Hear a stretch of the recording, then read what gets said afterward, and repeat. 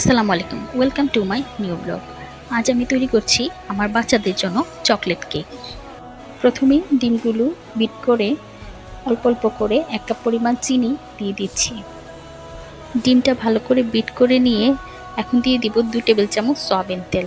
তারপর এক এক করে 1 কাপ ময়দা, 1 চা চামচ বেকিং পাউডার, 3 চা চামচ কোকো পাউডার, আমি এখানে মালয়েশিয়ান কোকো পাউডার ইউজ করেছি, দিয়ে ভালো করে চেলে এগুলো একটি স্প্যাচুলার দিয়ে খুব আলতোভাবে মিক্স করতে হবে।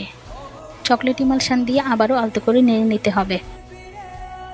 একটি পাত্রে তেল ব্রাশ করে কাগজ বিছিয়ে কেকের ব্যাটারটা ঢেলে চুলায় বসিয়ে 40 মিনিট বেক করলে হয়ে গেল চকলেট কেক।